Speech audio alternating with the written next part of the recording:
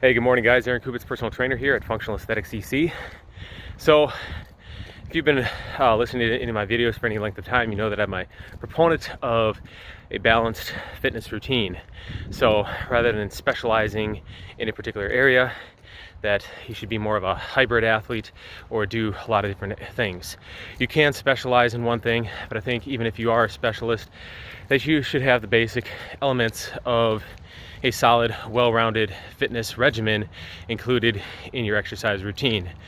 So that would include things like, first and foremost, cardiovascular endurance, muscular endurance, some degree of muscle building. You want to increase your lean muscle mass. You don't have to get like Arnold Schwarzenegger, and quite frankly, it's going to be very difficult to get to that level of muscularity naturally, if at all. But even smaller degrees, it's going to take a lot of effort and a lot of time and dedication to build that amount of, or a significant amount of muscle size. So everybody should focus on trying to increase their lean muscle to a certain degree.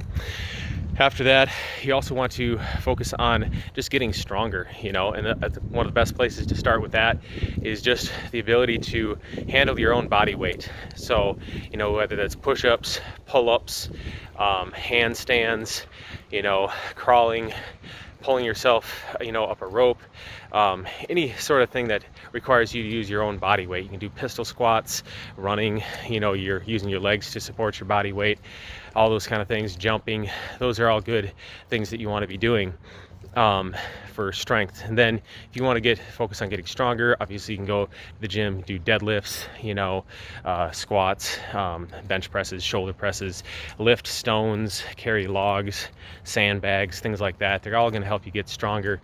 It's just going to help to boost your confidence and whatnot. Then you'd want to have, power. And that is essentially after you've developed all those other areas, then you can start focusing on developing strength coupled with speed. So moving moderate to light weights rapidly. So that would be like things like throwing the discus, shot put, Olympic lifts, kettlebell swinging, swinging a baseball bat, sprinting, jumping, all those kind of areas. But in today's video, I want to focus on the aspect of muscular endurance and how that can benefit you even if you are not an endurance athlete and you actually just want to focus on just getting as strong as possible. So the reason I'm mentioning this is that in particular, men, when they go to the gym, they like to focus on getting really strong, and there's nothing wrong with that. I mean, as a man, you want to be strong, but they try to sometimes short circuit their course to getting there by, they go there with a friend, and maybe their friend's been lifting for longer than them, and they try to keep up with their friend, out of this competitiveness, and in the process their form can suffer, and they ultimately can end up getting injuries or just not reaching their full strength potential because they try to do too much too soon and they don't learn the proper mechanics, and so they're leaving strength gains on the table in the process. So how in this video I'm just going to go over a few benefits of muscular endurance that you may not have thought of, or maybe be a good reminder and may motivate you to incorporate some of this into your training, whether you are an experienced lifter or a beginner and just trying to get into that. So number one, you're going to increase your the mind-muscle connection, or the connection of those muscles to your nervous system, and your ability to recruit your muscle fibers. So this is going to help you to actually end up being able to lift more weight in the future, because you'll have that skill level built up to a certain degree. The other thing is strengthening connective tissues, tendons and ligaments. So this will be help you to prevent getting injured when you do lift heavier weights. Thirdly, and this kind of goes along with the first one, but movement proficiency. So before you start lifting, you want to make sure that you have the mechanics down first, and you're really good at performing the movement properly, and then progressively increasing how much weight you're using as you go from there. And so building that muscular endurance is going to give you a lot of practice, because you're doing a lot more repetitions to build the endurance to begin with.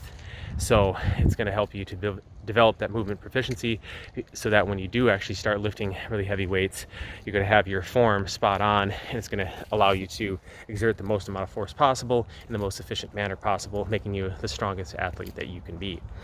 Number 4 would be reducing fatigue. So, you know, you don't want to have it so that when you're lifting, you got too tired, and that's why you weren't able to lift the weight.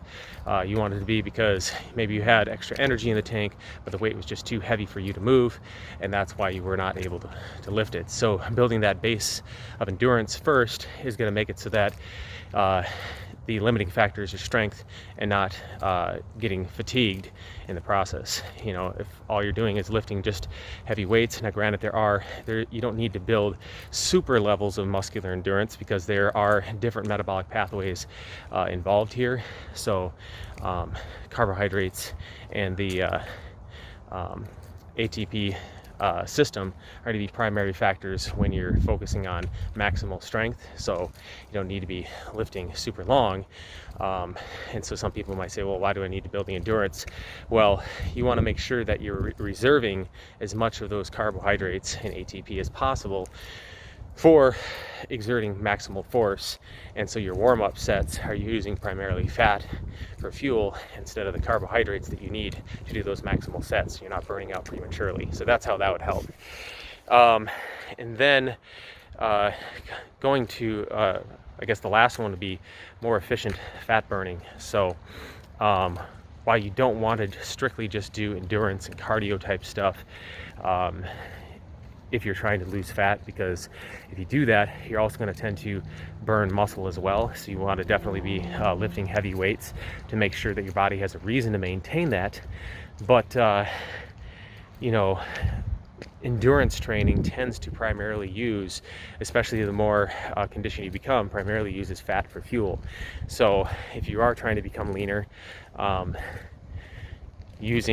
having a combination of endurance training and strength training is going to make you better overall. You're going to have a good body composition as well as being really strong.